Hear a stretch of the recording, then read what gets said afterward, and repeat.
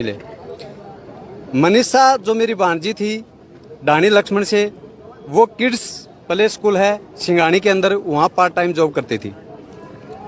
वहाँ से वो 11 तारीख को 1:58 पे बाहर आती है और वो आइडियल स्कूल और कॉलेज दोनों चीज़ें हैं, उसमें बीएससी के लिए वो एडमिशन के लिए जाती हैं, फॉर्म अप्लाई करने के लिए। वहाँ लगभग ये बात घटना है 2:15 बजे की। उसके बाद उस लड़की का कोई अता पता नहीं। 6 बज के शाम को 26 मिनट पे संजय जी के पास, जो मेरा जीजाजी है, लड़की का फादर है, उसके पास रिंग आती है। मात्र 10 सेकंड का फासला देके ही वापस रिंग करते हैं तो कोई उठा ही नहीं हुआ, रिंग स्विच ऑफ हो गया। उसके बाद जैसे ही संजय जी को पता चलता है कि बच्ची मुसीबत में है, वो बस पकड़ के लुवारू से सिंगानी आते हैं। लुवारू वो पार्ट टाइम जॉब करते हैं और वहाँ आने के बाद 112 पे कॉल करते हैं। 112 पे कॉल करते हैं।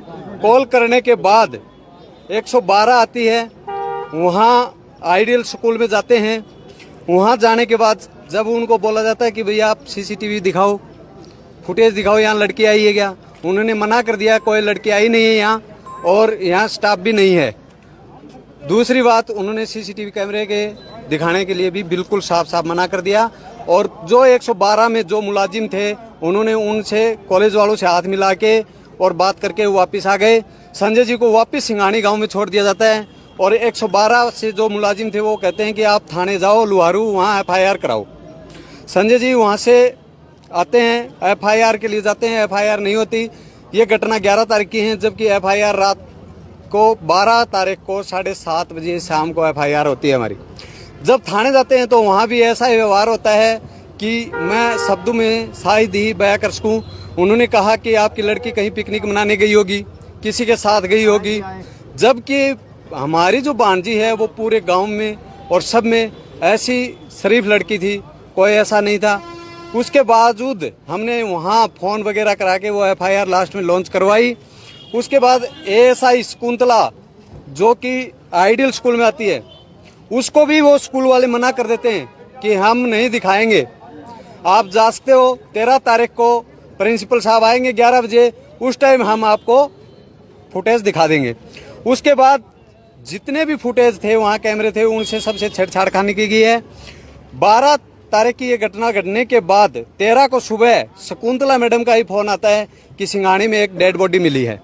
जब हम वहाँ जाके देखते हैं तो चेहरा जला हुआ था, कुछ भी नहीं था। ऐसी बुरी तरह से निंदनीय घटना थी और वहाँ डेड बॉडी की हमने शिनाख्त की। उसके बाद पूरा प्रशासन आता है, लुहारू का SDM भी आता है, डिप्टी भी आते हैं। उन्होंने आश्वासन दिया था कि 24 घंटे के अंदर हम मुजरिमों को गिरफ्तार करेंगे।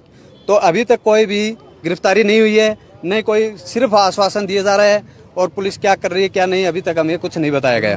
प्रशासन कोऑपरेट नहीं कर रही। कोऑपरेट करती समय पर तो अगर समय पर पुलिस कोऑपरेट करती तो मैं दावे के साथ कहता हूँ मनीषा आज हमारे बीच में होती और उन दरिंदों को पकड़ा जाता। तो SP साहब आए, क्या आश्वासन मिला, क्या SP साहब ये बोल के गए कि हम कार्रवाई कर रहे हैं, लेकिन कार्रवाई कहाँ तक है और इसके अलावा कुछ नहीं किया। तो क्या जो SHO है उनकी जांच से संतुष्ट हैं या किसी और अधिकारी को चाहते हैं? अधिकारी को दी हुई हैं और हम तो संतुष्ट उसी टाइम होंगे जब हमारे सामने मुलजिम पेश होंगे, तब तक कोई संतुष्टि नहीं है।